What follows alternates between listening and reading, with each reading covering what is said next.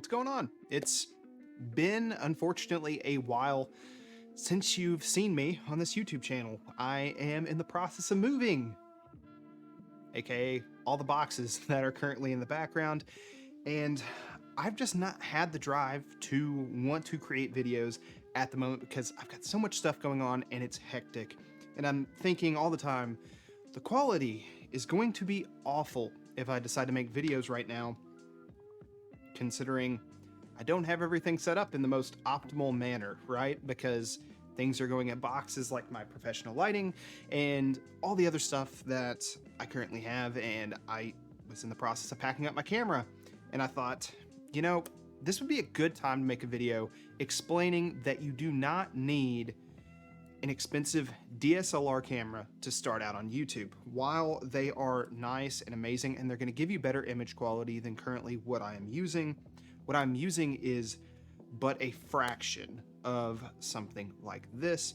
And it's a good thing to keep in mind that you don't need expensive equipment to make good content and videos for YouTube or to even live stream. So that's what we're going to be talking about in this video, and we're going to be kind of doing somewhat of a little review of the Elgato Facecam, but mainly I just want to talk about why this is amazing, but also why you don't need one, especially to start out. And sometimes all you really need is just a good camera on your cell phone. So let's go ahead and dive into that.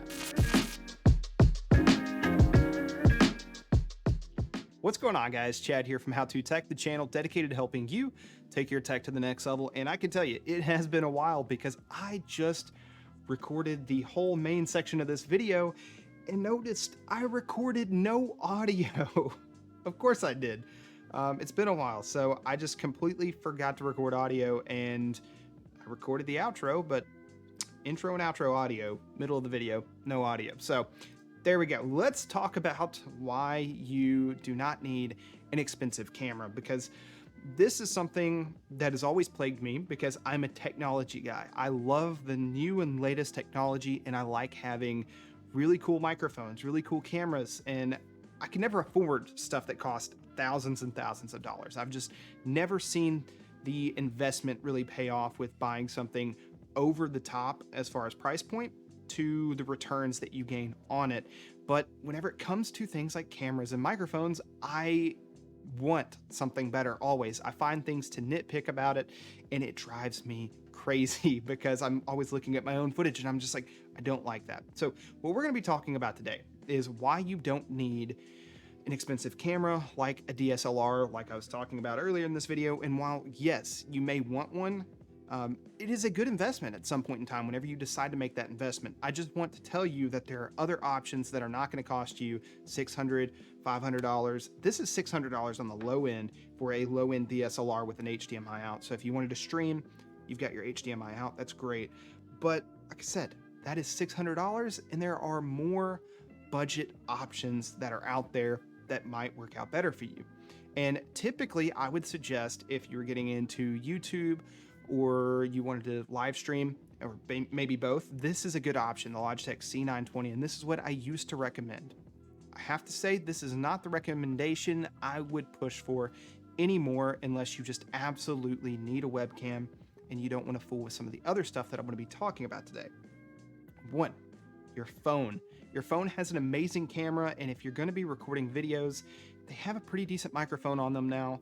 And if your phone screen or camera lens isn't busted up, it might be a good option. Some of these can do up to 4K and even higher frame rates than a lot of the webcams you're going to get, and they're going to give you better quality and sometimes a lot better than the cheap, you know, DSLR like cameras that you might buy at, say, somewhere like Walmart that cost $300 to $400. They're normally not that great unless you are looking for something, you know what you're picking out, then you might get something good. But if not, you're probably going to get something that's not really much better or better at all than the camera in your pocket already. So yes, I definitely recommend a cell phone's camera. And you might say, if I'm streaming, how do I use my cell phone's camera? Well, there are multiple apps out there, and I suggest you go and look at the different applications. They're different for Android and iOS. So if you have an iPhone or if you have an Android phone, you're going to have to do a little bit of research figuring out what's best for you. Elgato does offer a solution, and there's some other companies that offer solutions out there, and we might cover some of those in the future if that's something you guys are interested in. but just get a mount, and you mount this on top of your monitor, and next thing you know, you've got a camera pointed right at you, and some of them can do up to 1080p, and I don't know if they can do 4K, but you can just hook it straight up into your computer and you already have a really decent webcam.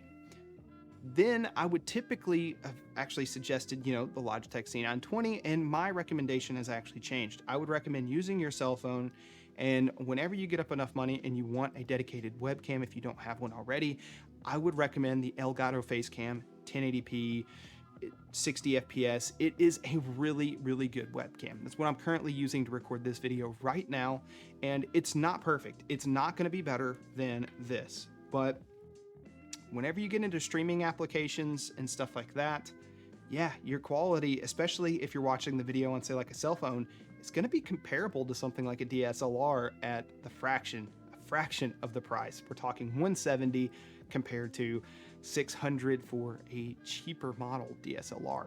So if we're looking at 160, yeah, that is over $100 more than the Logitech C920. But I have to say, there are a lot of features that come with it that you might actually prefer this over the other. And the reason why is, first off, the camera lens is ginormous compared to a standard camera, even on a cell phone, and even on like a regular webcam, for example. This right here is how big that sensor is, and that's actually pretty big. So I'm going to compare it to my iPhone's camera, and that's a pretty big camera lens right there, and it's got a pretty big sensor on the back end too. The video is not compressed, so you're going to get quite a bit better quality. Now, one thing I did want to show you guys was the camera hub, because you actually get a lot of control over this camera that you're not going to get over other cameras that are out there. We get the ability, let's go ahead and just minimize that stuff. We get the ability to, say, adjust our field of view. So if we wanted to have it be a little bit tighter, since this does have a fixed focal length, we can actually still go ahead and punch this in and figure out where that's at, and I could adjust the camera if I needed to. So it's still really good quality zoomed in, so that's awesome. We've got the ability to adjust picture settings such as contrast, saturation, and sharpness.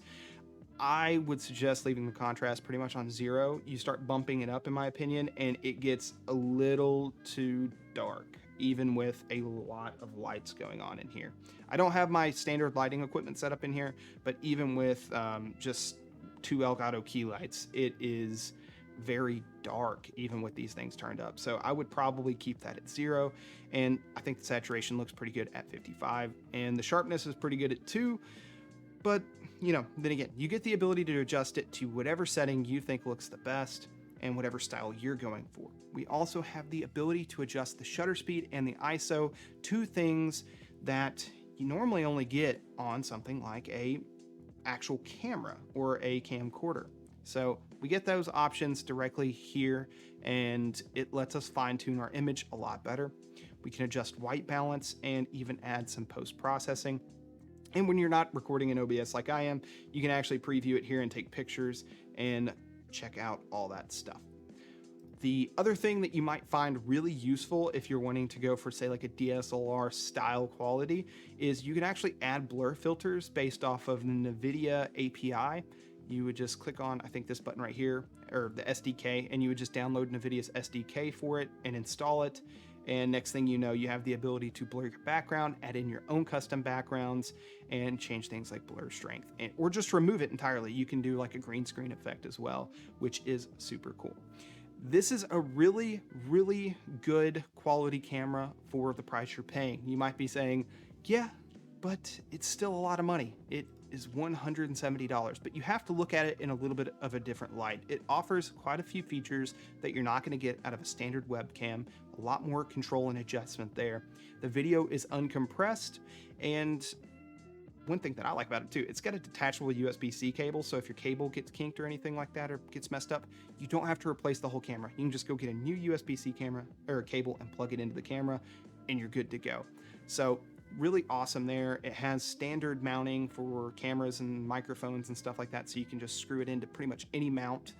It's just a really good budget camera for what you're getting out of it. So if you wanted to record YouTube videos like this, it's a great option at a fraction of the value or price that you're going to get from a, DSLR. So good value for your money there. It is quite a bit more than a standard webcam, but like I said, I would probably suggest using your phone, then maybe upgrading to this. And if you ever have a need for a bigger camera like 4K capabilities and you want DSLR, well, there's some options there, and then you can get your own custom lenses. But whenever you're talking about this, you're talking about, most likely, unless you're buying used, probably a $600 to $700 investment, and that is only $170.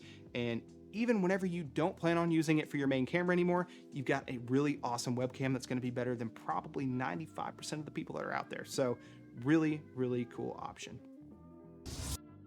So that's going to be all for this video. If you guys want to check out these other videos that are on screen right now, hit that subscribe button, comment down below. What do you think of the quality of this camera? I think it's really good. Thank you guys so much for watching. I'll see you in the next video. Peace.